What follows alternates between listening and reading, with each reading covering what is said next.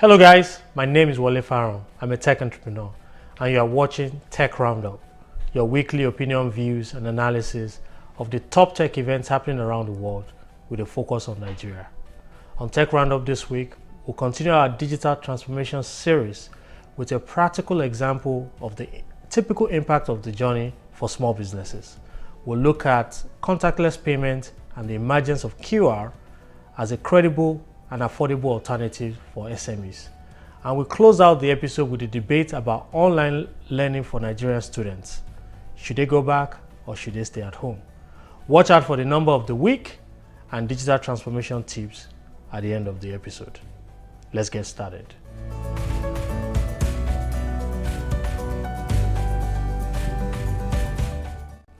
Last week, we looked at the term digital transformation and what it means for businesses in this era. It's inevitable for businesses that would thrive to look at this from the standpoint of their operations and start the journey.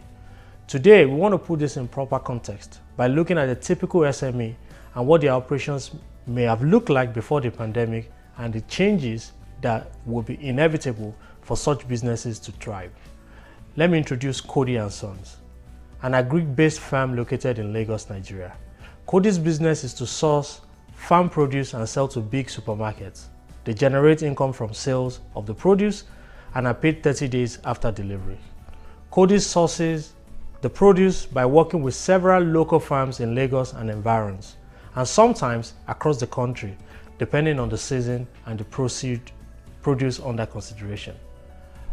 Cody structures its margin by ensuring that the cost of produce, logistic cost, and the cost of capital are less than its income from sales, thereby keeping a healthy, profitable business. Cody has been on a growth trajectory over the last few years by increasing the volume of supply to each store as well as increasing the number of stores it supplies. But COVID-19 hits and the business needs a rethink or a reset. The lockdown meant that the requests from stores reduced as the store were not seeing as many orders from customers and could not afford to keep produce if they are not sure they could sell over a short period of time. The logistics of bringing produce from farms in neighboring states were severely impacted as non-essential movement was restricted and essential trips like Cody's became significantly more expensive, making profitability more difficult, and sales dried up quickly. With the reopening, things are coming back gradually and Cody needs to restructure and make changes that ensures business sustainability into the future. Cody is rethinking business and digital transformation. The question is how? 1. From a revenue and growth perspective, Cody needs to plug into an inventory system of its suppliers and partners for proper demand planning. This enables just-in-time product delivery, reduces waste across the value chain, and positions Cody as a competitive partner of choice. 2. From a cost reduction perspective, Cody needs to plug into a digital logistics and delivery arrangement that find availability at the right time and share costs with other players. After all, goods move between Lagos and environs every time and the capacity are never fully exhausted. We need to track with some intelligence. And 3. Cody may need to consider e-commerce.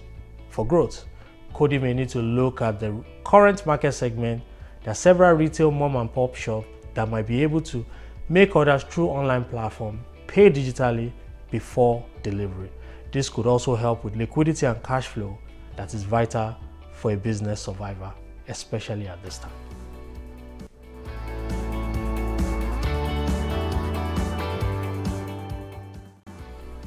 For the last few weeks, chances are that you've heard the term contactless payment and touchless transactions. Yes, these are things these days. Contactless is becoming the new normal and understandably so.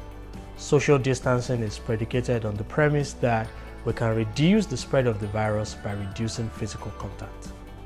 Many technology innovations have been increasingly encouraged to go the contactless route to support this goal. PayPal, a leading online payment platform, has also introduced contactless QR codes for payment to help people maintain distance while they are venturing out for in-person transactions. In a city like Lagos, limiting physical interaction is next to impossible, especially in many trade settings. As people transition from staying at home mandates, payment through QR codes might be one of the quickest and fastest and maybe most affordable bets to transition to contactless and cardless payments. The company I lead, NetPlus, has been working with leading card scheme to deploy this payment technology for Nigerian businesses and other African markets. This week, we begin a very exciting and important journey with MasterCard as we migrate to an upgraded QR platform and begin to activate close to 1 million QR codes for businesses to start receiving contactless payments in Nigeria. In recent years, Nigerians have embraced digital solutions. Data show that there was a growth of over 1,000% from January of 2017 when we processed $32 million worth of transactions using mobile solutions, and January 2020 when that figure was 352 million.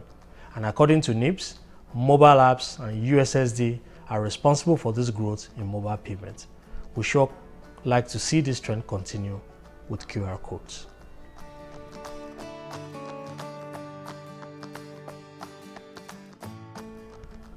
And to our final story this week. The Presidential Task Force on COVID-19 has recently assured Nigerian students that all hands are on deck to reopen schools at a safe time and urge stakeholders to begin to take steps that will facilitate an early and safe reopening. The Minister of State for Education said that until the government is sure that these children can go to school, return safely without spreading COVID-19, it will not take the risk of reopening the school just yet. The minister also said the government is working on a model to ensure that all children do not return to their schools at the same time to ensure physical and social distancing, as well as proper sanitation and hygiene at every school. The plan entails adopting a two-shift system and allowing those who will write exams to return earlier than others, maybe even morning and afternoon class shift to avoid crowding in the schools. The question is, are Nigerian students ready to go back to school, or should e-learning take priority? That's the debate. The federal government launched free e-learning portals for all students in primary and secondary schools following the closure of schools nationwide to prevent the spread of COVID-19 virus.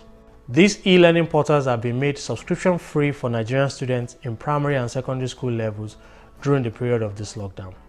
The online learning is being coordinated by the Universal Basic Education Commission in conjunction with the state's Universal Basic Education Boards.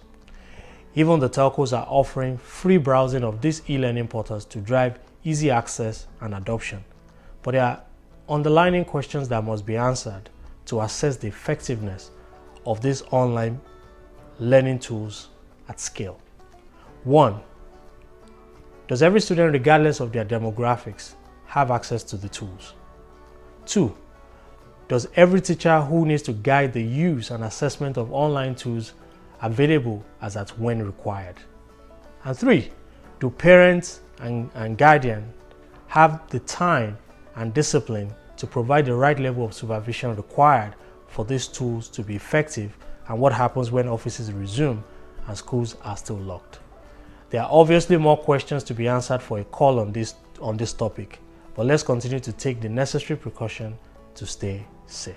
Our number of the week this week is 2 billion. $2 billion.